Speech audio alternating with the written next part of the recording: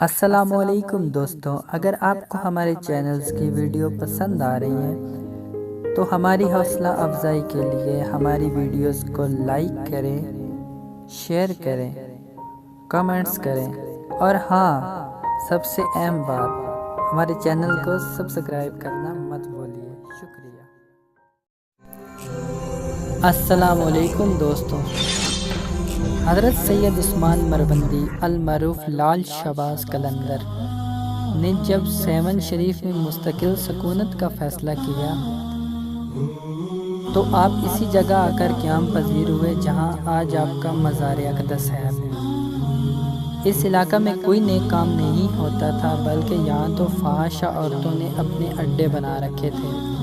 پورے سیون شریف میں قلندر پاک کی نگاہ اسی جگہ آ کر رکی، کیونکہ آپ نے اسی جگہ کو شہرت دوام بخشنا تھا۔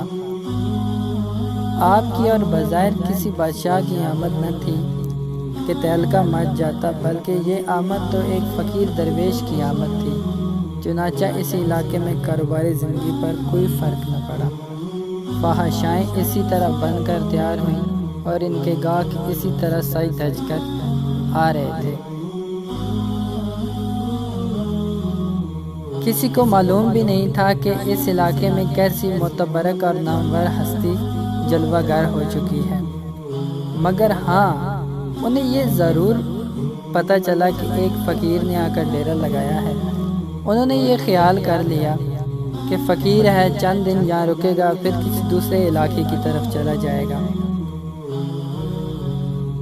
بلکہ ان کو یہ معلوم نہیں تھا یہ فقیر تو تا قیامت یہاں قائم رہنے کے لیے آیا ہے، بلکہ یوں کہہ لیجئے کہ ان کے علاقے کی تقدیر بدلنے کے لیے آیا ہے۔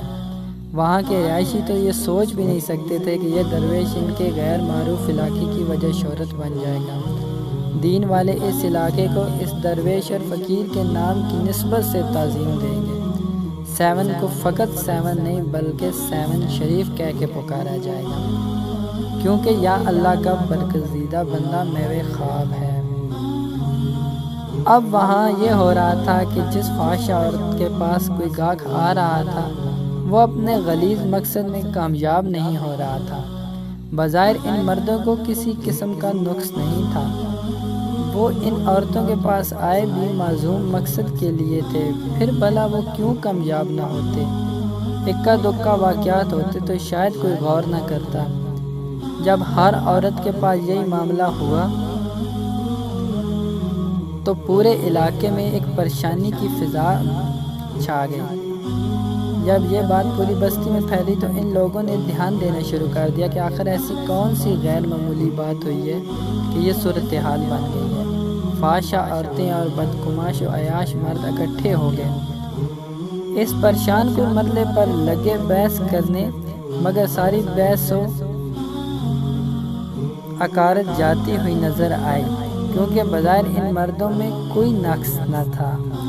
اسی دوران انہیں کسی نے بتلایا کہ اس بستی میں ایک بزرگ آیا ہے، یہ سب کچھ شاید اسی کی وجہ سے ہو رہا ہے۔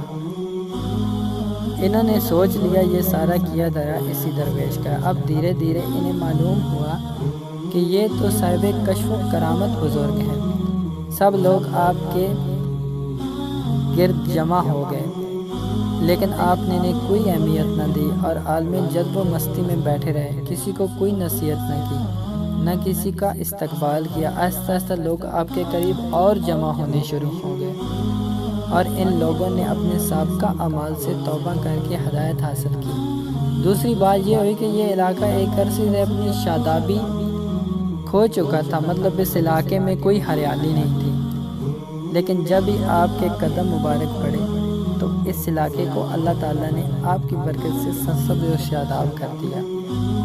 امید کرتا ہوں آپ